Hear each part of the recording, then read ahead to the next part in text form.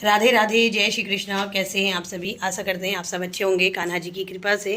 और हमारे आज भगवान जी के आप दर्शन कर लीजिए, हमारे राधा रानी के। और परसों हमने राधा रानी का प्रागट्य दिवस मनाया, जिसमें आप सभी लोगों ने देखा है कि कितने उमंग उत्साह से हमने राधा रानी का जन्म उत्सव मनाया है। और राधा रानी आप सभी पर अपनी कृपा दृष्टि यूँ ही बनाए रखे हमेशा, और इनकी कृपा पर बनी रहे। तो मित्रों, कल है भाद्रपद मास के शुक्ल पक्ष की एकादशी, जिसे परिवर्तनी एकादशी कहते हैं, वामन एकादशी कहते हैं, है ना। और इस दिन भगवान विष्णु की विशेष आराधना की जाती है, विशेष पूजा अर्चना की जाती है। और जब भी आप उपवास करते हैं एकादशी का, तो दूसरे दिन आपको पारण से पहले दान इत्यादि का महत्व है, अन्नदान का महत्व है। द्वादशी तिथि के दिन, एकादशी के दिन अन्न का दान नहीं किया जाता, लेकिन द्वादशी तिथि के दिन अगर अन्न का दान किए बगैर अगर आप पारण करते हैं तो वो पाप माना जाता है, क्योंकि अन्न का दान पहले किया जाता है, तत्पश्चात अन्न का भोग किया जाता है, यानी कि आप उनका पारण कर सकते हैं। भाद्र मास के शुक्ल पक्ष की एकादशी को क्षीर सागर में 4 मास के शयन के मध्य भगवान करवट बदलते हैं। आज ही के दिन, मतलब कल के दिन जब होगा एकादशी, उस दिन भगवान जो है करवट बदलते हैं। निद्रा गमन मग्न भगवान के करवट परिवर्तन के कारण ही इसका शास्त्रीय नाम परिवर्तनी एकादशी है। भगवान जो है करवट बदलते हैं, इसलिए इसको परिवर्तनी एकादशी कहते हैं, क्योंकि उनके सोए हुए शरीर में परिवर्तन होता है, इसलिए इसको परिवर्तनी एकादशी के नाम से भी जाना जाता है। आज के दिन भगवान के वामन अवतार की भी पूजा की जाती है। भगवान विष्णु के बौने रूप वामन अवतार की यह पूजा वाजपेयी यज्ञ के समान फल देने वाली तथा समस्त पापों को नष्ट करने वाली है। वामन भगवान की पूजा के कारण कुछ व्यक्ति इसे वामन एकादशी भी कहते हैं। इसके दूसरे दिन मनाई जाती है वामन जयंती, यानी कि द्वादशी तिथि के दिन मनाएंगे वामन जयंती। धर्मराज युधिष्ठिर ने कहा, हे माधव, भाद्रपद मास के शुक्ल पक्ष की एकादशी का नाम, विधि विधान तथा महात्म विस्तार पूर्वक जानने की मेरी अभिलाषा है। कृपा करके इस बारे में कुछ बतलाइए। श्री कृष्ण भगवान ने कहा कि हे राजन, सब पापों को नष्ट करने वाली और स्वर्ग प्रदायक उत्तम वामन एकादशी का महत्व मैं तुमसे कहता हूँ, ध्यानपूर्वक सुनो। यह एकादशी जयंती एकादशी भी कहलाती है। इसका व्रत करने से वाजपेयी यज्ञ का फल मिलता है। पापियों के नाश करने के लिए इससे बढ़कर अन्य कोई उपाय नहीं है। जो मनुष्य इस एकादशी के दिन मेरे वामन रूप को पूजता है, वह तीनों लोगों की पूजा कर लेता है। मोक्ष की इच्छा रखने वाले मनुष्य इस व्रत को अवश्य रूप से करता है। जो कमल नयन भगवान का कमल से पूजन करते हैं, वह अवश्य भगवान के समीप जाते हैं। जो भाद्रपद शुक्ल एकादशी को व्रत और पूजन करता है, उसे ब्रह्मा और विष्णु सहित तीनों लोकों का पूजन करने का पुण्य फल प्राप्त होता है। सभी को इस परिवर्तनी एकादशी का व्रत अवश्य करना चाहिए, क्योंकि इस दिन भगवान विष्णु क्षीर सागर में अपने 4 मास के शयन के मध्य करवट बदलते हैं।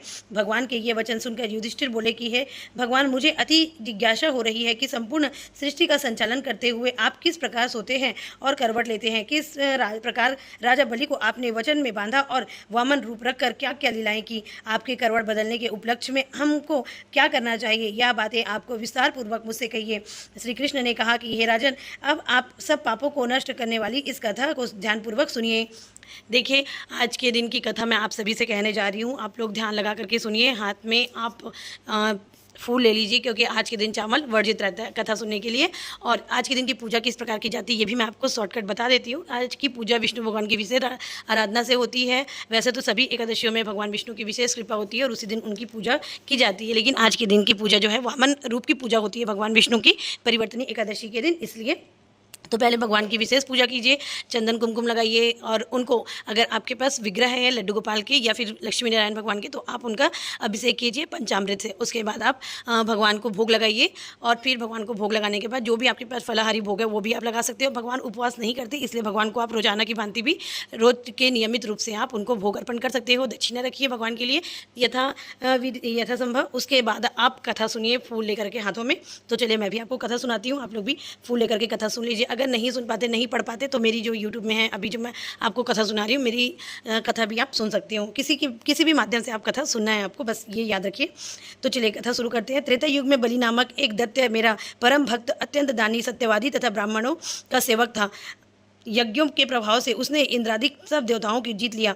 अब तो उसने देवलोक पर अपना अधिपति जमाकर सभी देवताओं को स्वर्ग से भगा दिया और संपूर्ण लोगों का स्वामी बन गया। आकाश, पाताल और पृथ्वी तीनों ही लोक उसके अधीन हो गए थे। तब देवर्षि सहित इंद्रादि सब देवता भगवान के पास जाकर पूजा और स्तुति करने लगे। उन्होंने राजा बलि के अत्याचारों से मुक्ति दिलाने की भगवान से प्रार्थना की। भगवान ने वामन रूप धारण कर अवतार लिया और राजा बलि से 3 पग भूमि मांगी, और फिर अपने तेजस्वी रूप से राजा बलि को पाताल लोक में भेज दिया। यह वार्ता सुनकर राजा युधिष्ठिर ने पूछा कि हे जनार्दन, आपने वामन रूप धारण करके उस महाबली दैत्य को किस प्रकार जीता? श्री कृष्ण भगवान बोले, मैंने वामन रूप धरकर बलि से 3 पग भूमि की याचना करते हुए कहा कि मुझको 3 पग भूमि दे दो, इससे तुम्हें 3 लोक के दान का पुण्य प्राप्त होगा। राजा बलि ने इसको तुच्छ याचना समझकर मुझसे कहा कि 3 पग भूमि तो कुछ भी नहीं है होती। मैंने उसे 3 पग भूमि देने का संकल्प लेकर अपने त्रिविक्रम रूप को बढ़ाकर भूलोक में पद, भूरलोक में पेट, जनलोक में हृदय, यमलोक में कंठ की स्थापना कर सत्य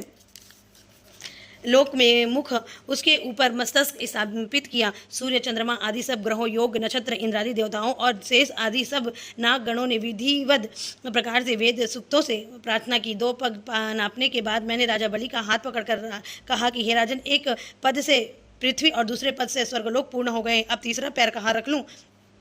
तब बलि ने अपना सिर झुका लिया और मैंने अपना पैर उसके मस्तक पर रख दिया। इससे मेरा वह भक्त पाताल को चला गया। उसकी विनती और नम्रता को देखकर मैंने कहा, हे बलि, मैं सदा तुम्हारे निकट ही रहूँगा। विरोचन के पुत्र बलि के कहने पर भाद्रपद शुक्ला परिवर्तनी एकादशी के दिन बलि के आश्रम पर मेरी मूर्ति स्थापित हुई और दूसरी क्षीर सागर में शेष नाग की पीठ पर हुई। कथा सुनाने के पश्चात भगवान कृष्ण ने कहा कि हे युधिष्ठिर, इस एकादशी को भगवान शयन करते हुए करवट लेते हैं, इसलिए त्रिलोकी के नाथ विष्णु भगवान का आज विशेष पूजन किया जाता है। उनके निमित्त तांबा, चांदी, चावल और दही का दान उचित है।